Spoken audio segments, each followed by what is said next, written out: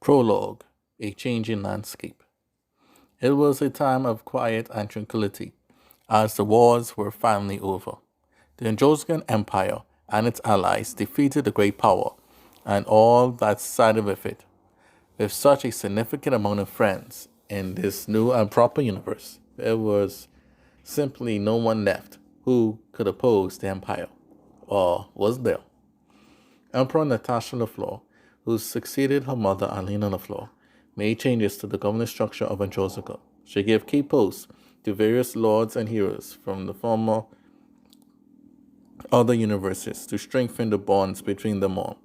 Such posts include Heiza Allen of the Allen family, Prime Minister of Androsica; Sana Shron of the Shron clan, Minister of Androsica; Oaks of the Oaks Scholastica, Minister of Androsica, Head of Scholastica; Andy C.C. of the Cobra Scholastica, Minister of Androsica and next Head of Scholastica; Tamar Bosch, Head of Lagoon Space, Minister of Androsica; Nicole Allen, Minister of Androsica; Terrell of the Watermans, Temporary Lord of Bilderon, and Pinta and Selton; Angelo the Flor, Head of the Androsica, the Flor family, Pancaron, Cardina and Composition, ABC; Ira, leader of the elders and the True Church of God; Sonoma, husband to Natasha and head regent of the empire; Dr. Etta, head of scientist of Androsica; Solus, space commander of the government; EP3, head of the subpoena; Sasha A., head of the Closet True; Tabitha, chief advisor and right hand to the emperor; godmother to the heir of the Pupununu kingdom; Jocelyn, Grand General of Androsica; Himani the Floor, head of the Insurer Space; Ayumi Urka, head of the Urka clan and widow to Turan Istine, Minister of Androsica; Hit Girls Agency, made up of Farah and Patrice Allen, cousins, and the heroine of the Lagoon Universe War, Janetta.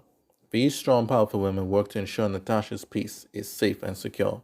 With these appointments and talented people and their forces, Androsica was at its strongest. It has never been this big nor strong in all of its long and amazing histories. However, there were two small, unfriendly powers from the past war that remained. One well known and controlling the Kichu galaxy, and the other's whereabouts remained a mystery. The Albina clan of the former universe of the same name fell to Imani and the Inshuran of laws, so much that the will of the Kinchuru to fight was all but gone. Now the Albino is ruled by the third generation of Albino leaders, Impu Ishu Albino. Impu 21 is the wielder of the blue wand sword, was now a broken man. Norma Albino, his advisor, tried all she could to cheer up her lord, however, ruling a galaxy but only wants to fulfill its main role of feeding the now mega-sized universe. Their military might was all but down to the main Albino soldiers, and now all of the humanoid Caboni in the universe. Shigeto Albino ruled the Carboni that were a part of their universe. Still, the Carboni galaxy in this universe was in the grasp of the Empire. One day, Wilhelmino Albino, the former head of the Syria, was approached by one of the members of the missing power known as the Civic. It was none other than Singa, advisor and Amara of the Civic Bankrupt leader, known as the hero, Satin.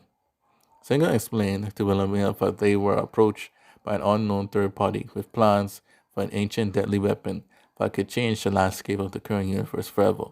Given that the Civic and Albino were on the same side during the war and now were outnumbered 10 to 1 by the Empire, their coming together was the only option left. Wilhelmina then took Singer to K. La Amina, who was the weapons expert of the clan, and with to the last Kichu warrior, Quikatan. Soon the three ladies met and discussed. Next, they agreed to begin work on the weapon. The Civic, for their part, would use the last great bank funds they had to fund the project. The Albino would use the Gaboni strength to build it, and the rest of the Albino army would defend it.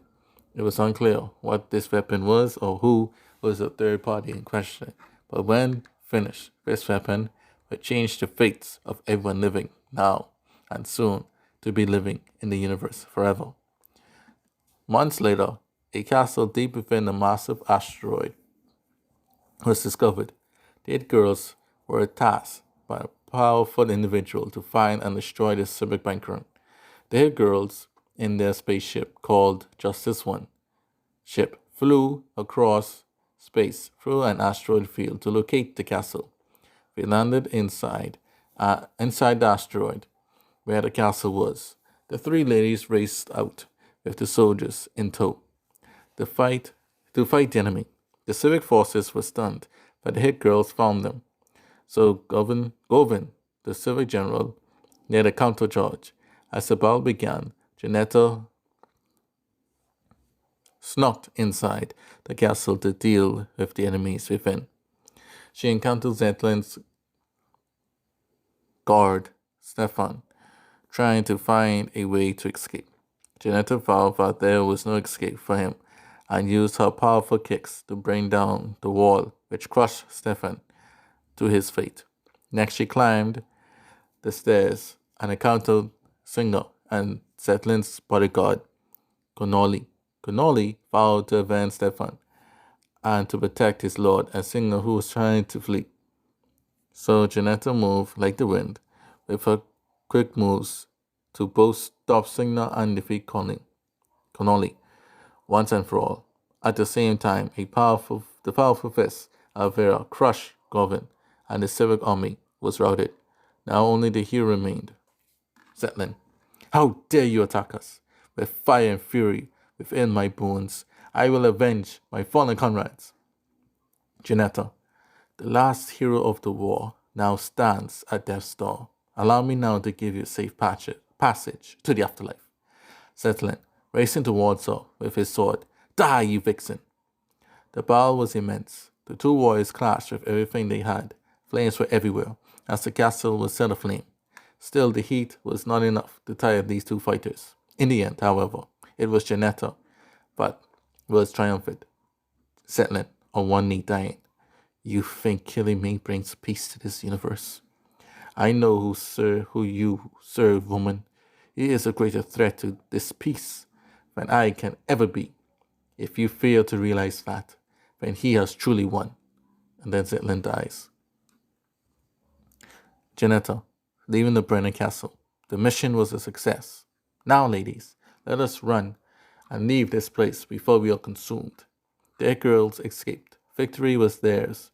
With the mission completed, they returned to their employer to report what happened in the Cardian Galaxy.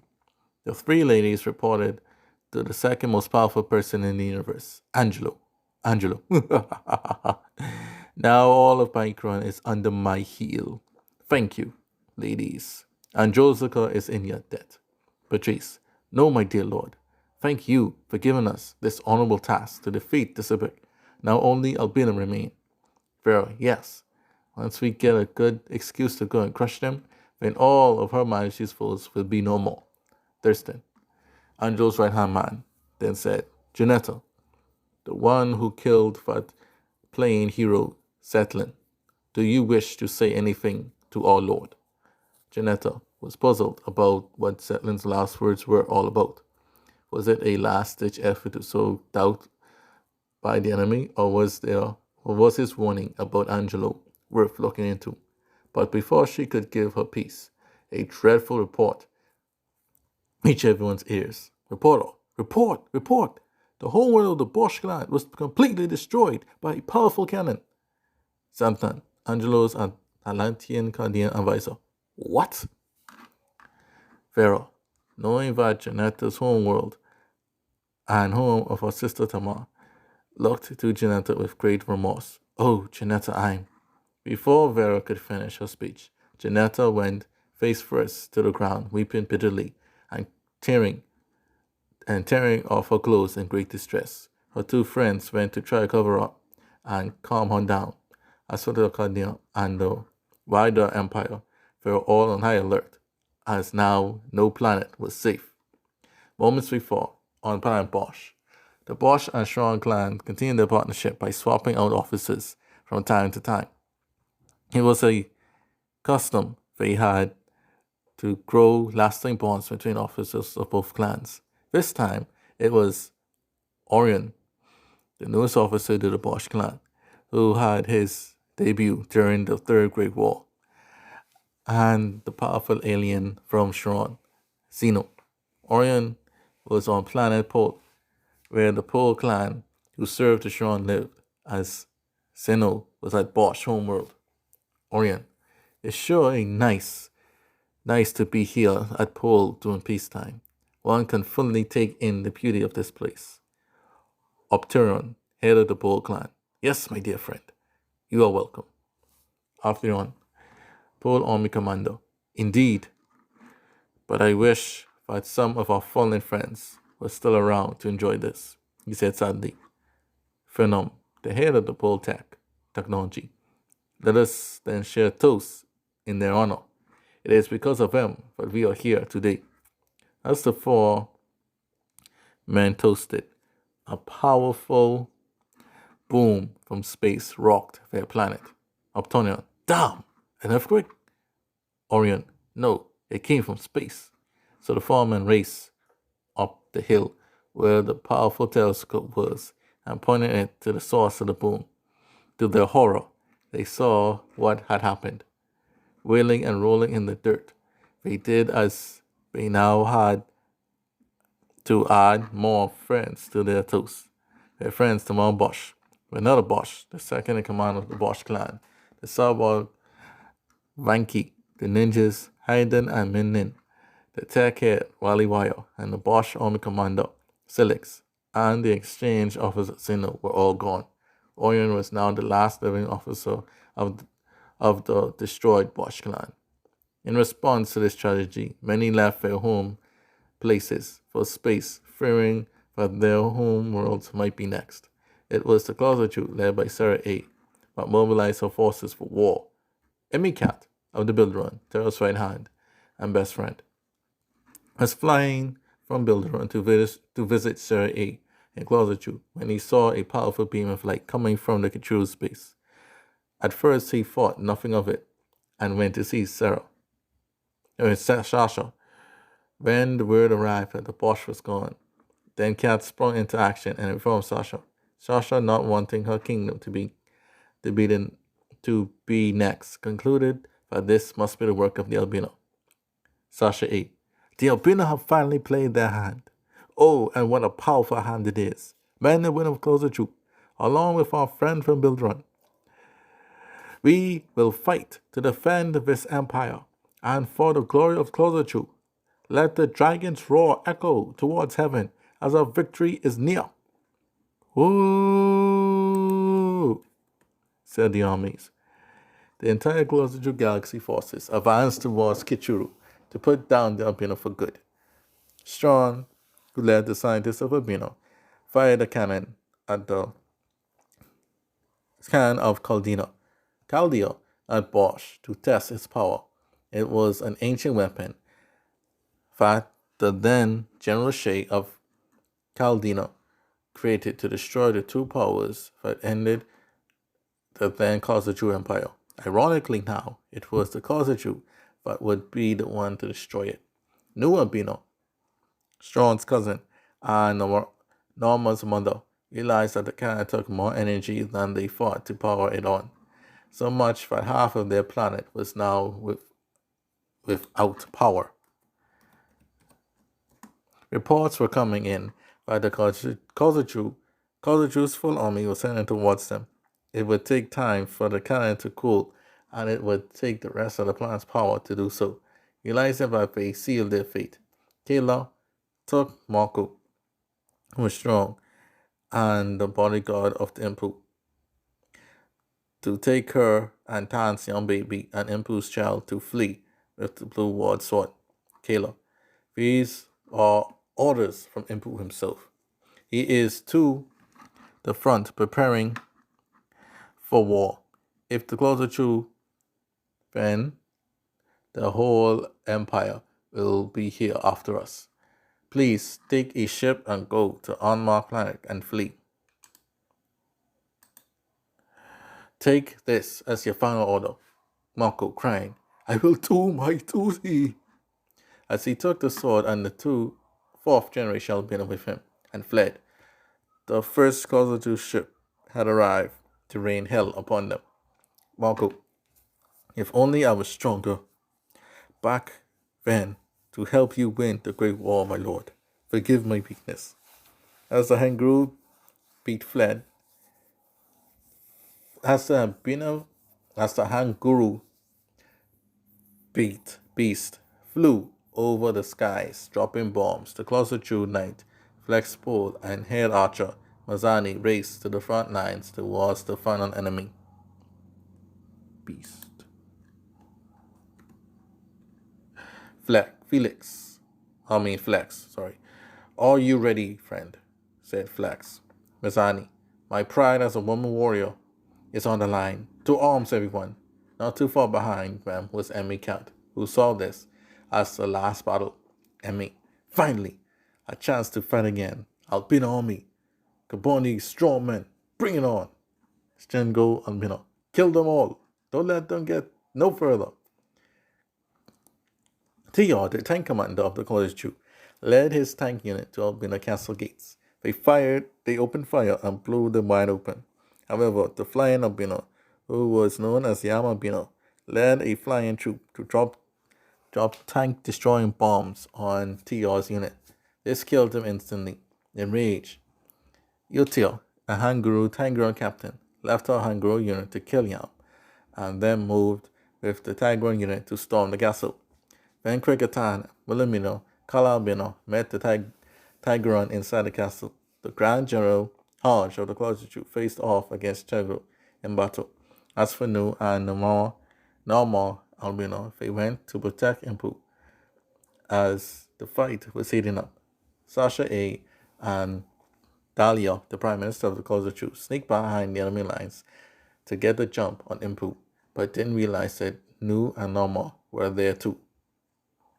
Sasha A. Smart woman.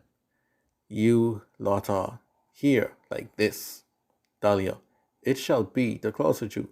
I shall take the Kichu from your cold dead hands. Nu. You are welcome to try, whore. Norma. I'll protect my lord to my last breath. Impu. Thank you both, but I shall fight alongside you all in this battle. As the war raged on. Quaker was an animal on the battlefield. Cat moved to stop him. Emmy, I'll stop you here and now, swings his blade. Quaker, as he dodged. Do better. Emmy, facing the last of the great warriors of Kichu, is indeed my way of having a good time. Quaker, you have a good time in hell. As these two clashed, Mazani grabbed a hand bomb and used a bow to aim it at the cannon. Mazani, just this last shot, fires, bullseye. Van Wilhelmino shot Mazani in the arm. She went down. Felix faced to aid his friend. He managed to cut down the former Syria head in the process, known as Wilhelmino. Just then, the cannon exploded and fell on them both before they could get a chance to run. In the explosion, Kayla burned to death. Caught off guard by his wife's death, Quaker took his eyes off Cat, long enough for Cat to finish him. Emmy, you're mine. Stabs Quaker in the gut. It's done. Quaker died and Cat drops. Ugh, I'm injured. These flames are everywhere. Sorry, Taro. I screw up big time. Take care, Pilderon. In my absence, friend. Closes his eyes as he then was engulfed in flames. Hodge managed to kill Shego and defeat the Kaboni, but noticed that they were too are getting wiped out by the flames. He then thinks fast and orders. Hodge says, Quick, Hungru, get some water from the lake and dump it on these flames. As the Hungru did so, Yatir raced to the castle after Impu, Both Sasha A and Dalia bested the mother and daughter duo, but Sasha let her guard down and was slain by Impu. Dalia, no! Rages towards Impu. Just when Yotil from behind stabs Impu, and then Dahlia does likewise from the front. Then the Tigron strong fighters and youngest in the group notice Strawn trying to escape, so he goes after him and beats him to death for building such a powerful weapon that started all of this in the first place. In fact, the Albino were no more, and victory is theirs. But at what cost? So many lives were lost, both young and old were dead. Just who was the third party in question that started all of this in the first place? The Kazuchu went from a mighty power down to little to nothing left militarily. Because of this, the Kazuchu could no longer stand as its own power, and so it came under the command of the Anjosukan clan general, Justin. Funerals for the fallen were held at the Golden City of Anjosuka, as Emperor Natasha led the proceedings. A goal of everlasting peace still led to further bloodshed as the mastermind or masterminds behind the weapon and this whole affair remained at large and worse, still unknown.